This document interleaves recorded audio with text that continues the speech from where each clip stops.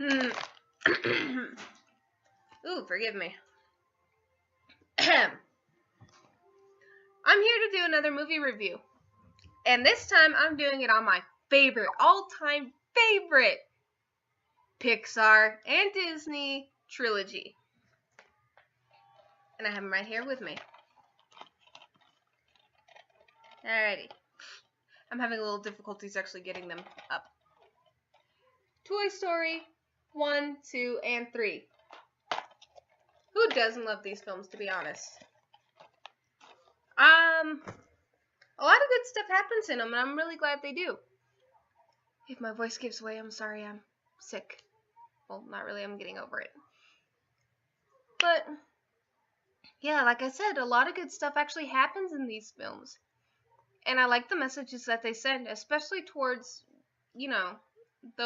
us as not only children, but the adults as well. Let's see. I actually noticed that the bad guy in all three films isn't necessarily human or a toy. Well, in the other two it is a toy. But the villain in there is jealousy.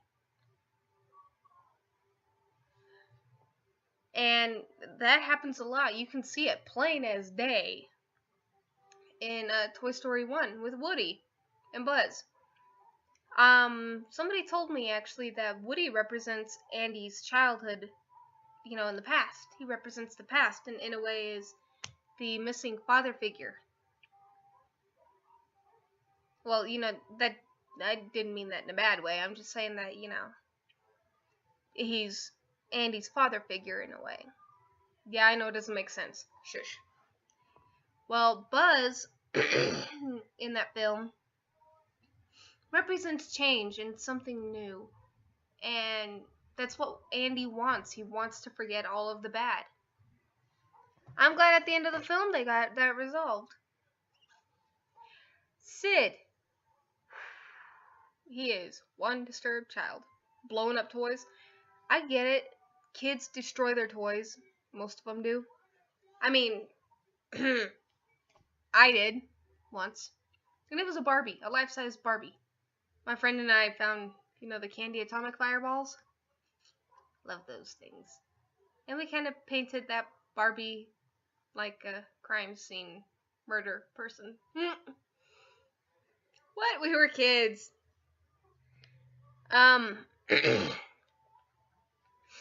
Toy Story 2. That one had a lot of good and bad in it. It was in a way, a really, really good in-betweequel movie. Because you find out why Jesse is there, who Jesse is, who Bullseye is. You really didn't need to learn about Woody's past. You pretty much figured that he's a hand-me-down doll, pretty much. And he came from an era where it was really popular to have a pull-string toy. Good stuff like that. Yeah, the human bad guy in that one. Ugh, what a nerd. You want to punch him in the face.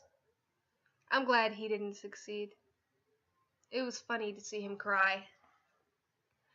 And then Stinky Pete. Oh, man. Again, jealousy. Oh, I see how it is. Everybody's gonna love Jesse and Bullseye, but nobody's gonna love me. Well, yeah, you're a fat, ugly old man. You're not supposed to be loved. You were pretty much comic relief in that one thing. You weren't meant to be a main character. Sorry about that. I had to move my computer back.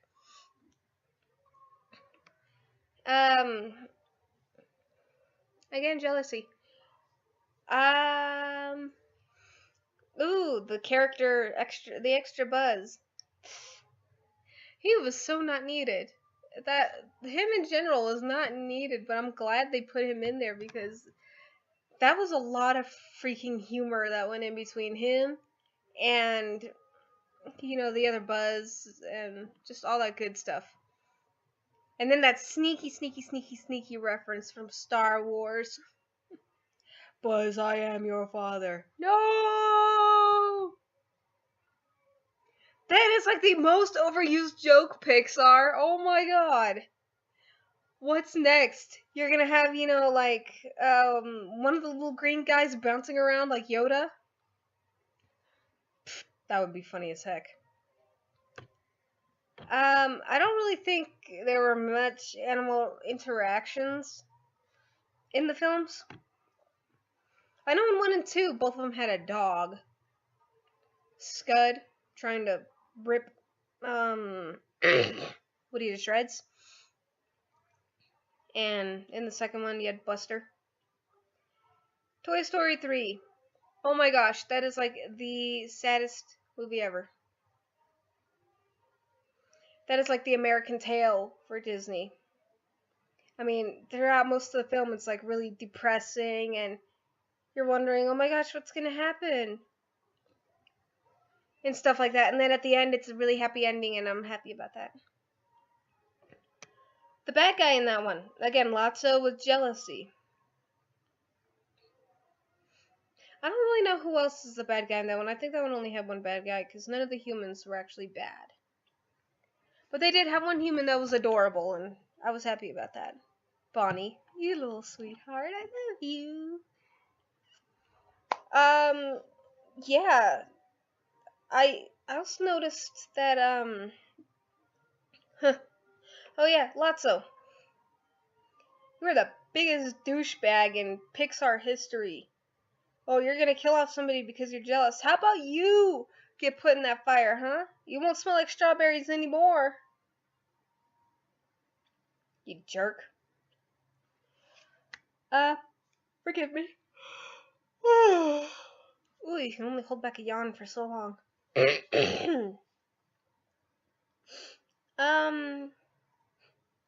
All the Toy Stories in general, I'm really glad they were around. What made me sad was in the third one, you didn't see Bo Peep anymore. Why did you have to get rid of her, Molly? Why? You suck. Toy Story 2, I don't really think there was that much of yeah, that one didn't really have that big of a gap. But it did have one of the saddest songs I've ever heard. When She Loved Me. That song is right up there with Baby Mine and every other sad Disney moment out there. You just want to cry the minute you hear that thing, and I'm like, Jessie! The messages! Oh man. Number 3 actually had a message that was not meant for the younger generations. And no, I'm not talking about the innuendos, nice try. I'm talking about the for real message that was geared towards adults. It's okay to remember your past. Remember all the fun times you had playing pretend. Because who didn't love playing pretend with their toys? I mean, that was like the highlight of childhood right there. I'm gonna play pretend with my toy. Yay! Sorry, there's like a glare in the window. There we go. Bunch of other good stuff that happened in those films. You have to give me a second. Oh yeah, the creepy images. Oh boy. The baby doll was pretty creepy in the third one, especially at night. Horror movie much? The first one. Sid's bedroom. Good golly, that is a nightmare in that room. Toy Story 2. Woody's nightmare. Holy crap. Woody. You need to lay off the rice pops or something because you went, bizarre pink elephant on parade with us. And we don't appreciate that, pal. Nice try.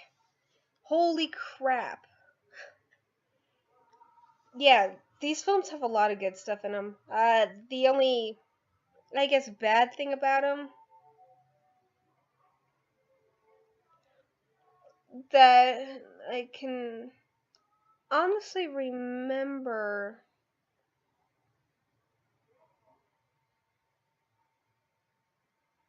Yeah, I can't really actually think of anything bad with those.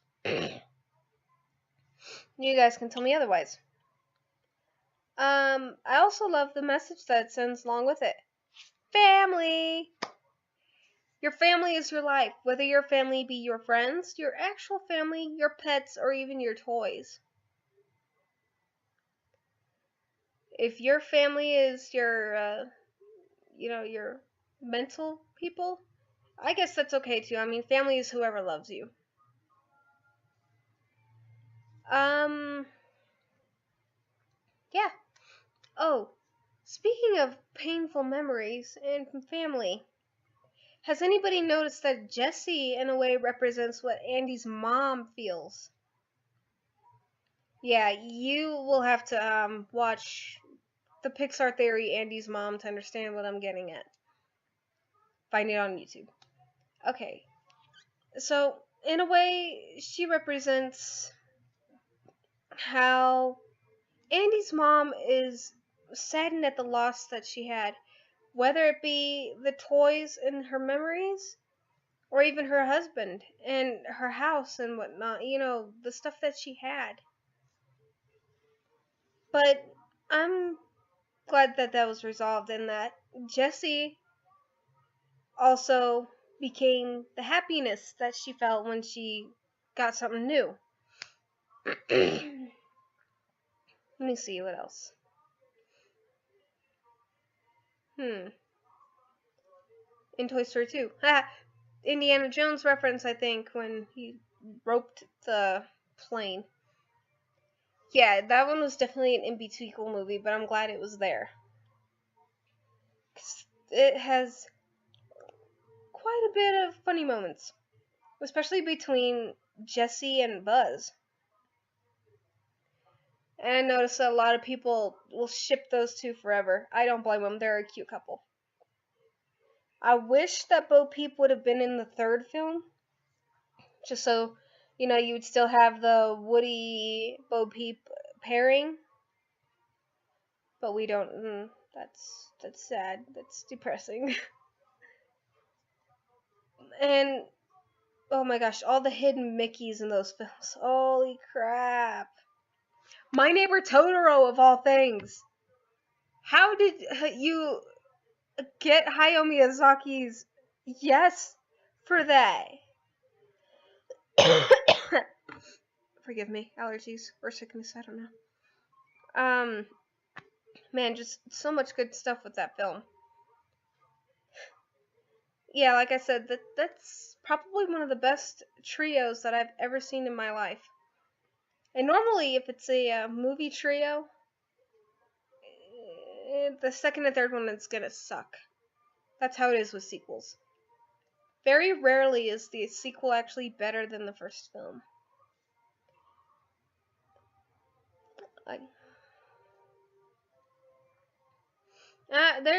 I'm still trying to think of what was bad about these films. I don't really see anything bad with them.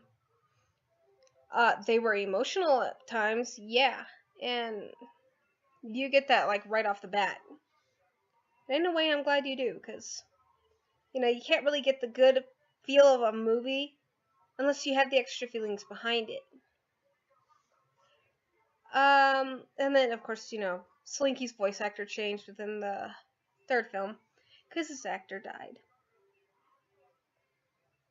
If I had to say that Toy Story, the love and wonderful messages that it has inside of it, I'd have to say it actually represents Mr. Rogers' Neighborhood in a way.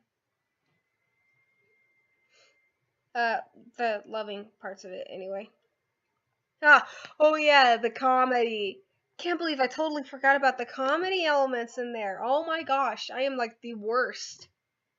All of the humor, adult and not, those are the best.